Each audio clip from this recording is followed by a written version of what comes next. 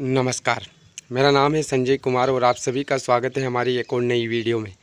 आज की इस वीडियो में बात करेंगे किसान भाइयों की सरसों की जो बोवनी है वो पलेवा करने के बाद करें या सूखे में करें, कौन सा तरीका बेस्ट है, किस तरीके में मेहनत कम है, किस तरीके में पैदावार ज़्यादा है, कैसे क्या उर्वरक देना रहेगा, सारी कुछ डिटेल में आपको इस वीडियो में जानकारी मिलेगी।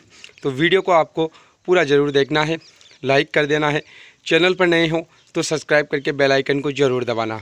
तो किसान भाइयों, सबसे पहले तो हम बात कर लेते हैं कि दोनों ही तरीक़ों में जो कॉमन बातें हैं उनको मैं बता देता हूं। यानी कि कुछ ऐसे बातें हैं जो दोनों ही तरीक़ों में आपको करनी है। तो सबसे पहले तो वो हम डिस्कस कर लेते हैं, उसके बाद हम बात करेंगे कि किस तरीके से आपको खेती करनी है और कौन सा बेस्ट रहेगा। तो देखिए, बीज दर, जो भी कंपनी का बीज आपने ख़रीदा है, बीज दर सेम रहेगी। आप सूखे में बोवनी कर रहे हो तो भी 1 किलो 1 एकड़ के लिए पर्याप्त है, और अगर आप पलेवा करके बोवनी कर रहे हो तो भी 1 किलो 1 एकड़ के लिए पर्याप्त है। उर्वरकों की बात करें, खाद की बात करें तो नाइट्रोजन, फास्फोरस, पोटेशियम, एनपीके वाला कॉम्बिनेशन प्लस सल्फर, ये 4 प्रकार के पोषक तत्व तो बुआई के टाइम पर सरसों में आवश्यकता होती है। बाकी इसमें अगर आप पलेवा करके बोवनी कर रहे हो तो आपको जो है खेत की जुताई के टाइम पर खेत में मिला देने हैं, मिट्टी में छिड़काव करना है। और अगर आप सूखे में बोवनी कर रहे हो तो सरसों की बुआई के साथ में भी आप इन जो खाद है इनका उपयोग कर सकते हो। अब बात कर लेते हैं कि पलेवा करके सरसों की बोवनी कैसे की जाती है और सूखे में कैसे की जाती है। तो देखिए, पलेवा करने के लिए क्या होता है कि जैसे आपका खेत खाली होता है तुरंत उसकी आप जुताई कर दीजिए।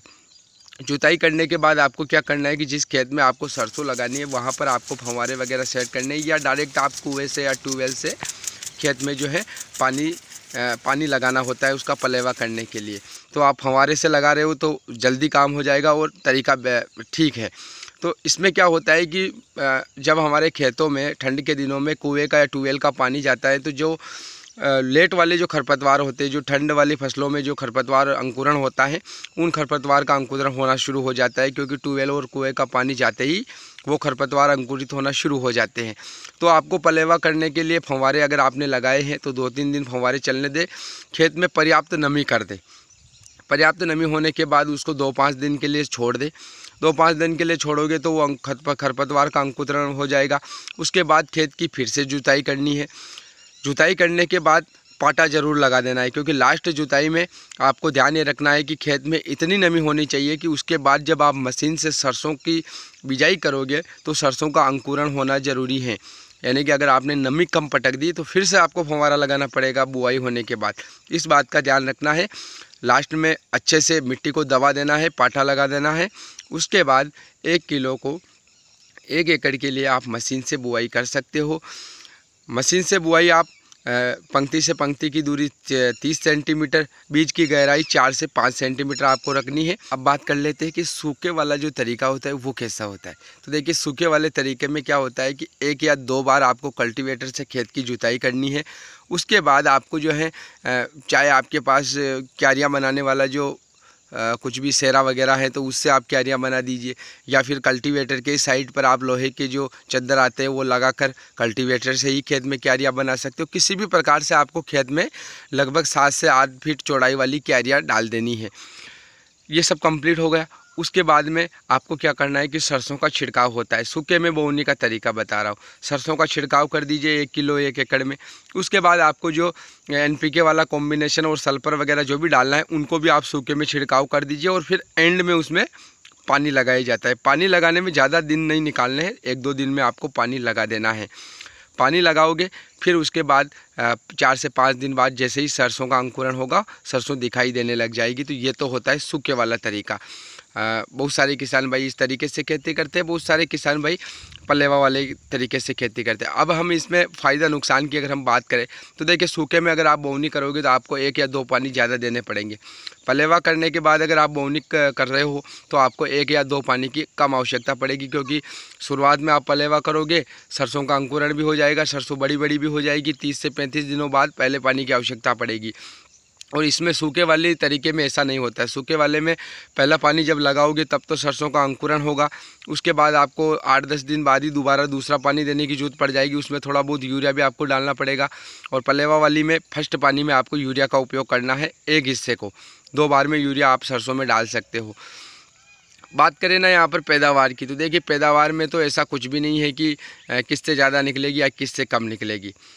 वो तो आपकी ज़मीन के ऊपर और आपने जो वैरायटी का चयन किया है उसके ऊपर, मौसम के ऊपर, और दूसरा जो भी उर्वरक ज़रूरी हैं वो अगर आप समय पर और अच्छे तरीके से डालते हो तो ऑब्वियसली उत्पादन जो है दोनों ही तरीक़ों में बढ़िया निकल सकता है। उत्पादन की ऐसी कोई भी बात नहीं है। पलेवा करके अगर आप सरसों की बोवनी कर रहे हो तो इसमें एक दो फ़ायदा आपको बेस्ट ये रहेगा कि एक तो आपका एक पानी कम लगेगा, दूसरा खरपतवार जो शुरुआत में जब हम पलेवा करते हैं तो बहुत सारे शुरुआती खरपतवार होते हैं वो ख़त्म हो जाते हैं, तो फिर फसल में खरपतवार नहीं रहता है, ये फ़ायदा हो जाता है। इसके अलावा पंक्ति से पंक्ति में होने की वजह से क्या होता है कि पौधे को अपना विकास करने के लिए प्रॉपर एक जगह मिल जाती है। पंक्ति से पंक्ति की दूरी होती है तो उसमें लाइन वाइज रहती है और पौधे को जगह मिल जाती है, और ज़मीन पर गिरने वगैरह की प्रॉब्लम भी इसमें कम आती है, क्योंकि मशीन से जब बिजाई होती है तो उसमें क्या होता है कि सरसों थोड़ी ज़मीन पर कम गिरती है। और छिड़काव वाले में क्या होता है, सूखे में जब बोवनी करते हैं तो बहुत सारे पौधे बिल्कुल ऊपर हल्की मिट्टी में होते हैं तो वो ज़मीन पर गिर भी सकते हैं। तो एक फ़ायदा आपको पलेवा करके अगर आप बोवनी कर रहे हो तो ये हो जाएगा कि सरसों आपकी ज़मीन पर कम गिरेगी। बाकी किसान भाइयों किसी भी प्रकार का कोई फ़र्क नहीं है, जैसा भी आपको तरीका उचित लगता है उससे आप कर सकते हो। सूखे में बोवनी करने का ऐसा है कि आप 2-5 दिन जल्दी खेत को तैयार करके भी सरसों लगा सकते हो। इसमें पलेवा करके खेत को 5 दिन सुखाना ऐसा कोई भी नहीं है।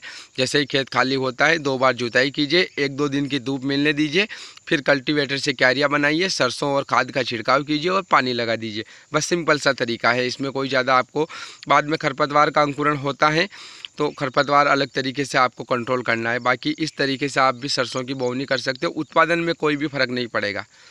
तो उम्मीद है ये वीडियो आपको ज़रूर पसंद आई होगी। लाइक शेयर सब्सक्राइब जरूर करना। मिलेंगे अगली नई वीडियो में, तब तक के लिए धन्यवाद।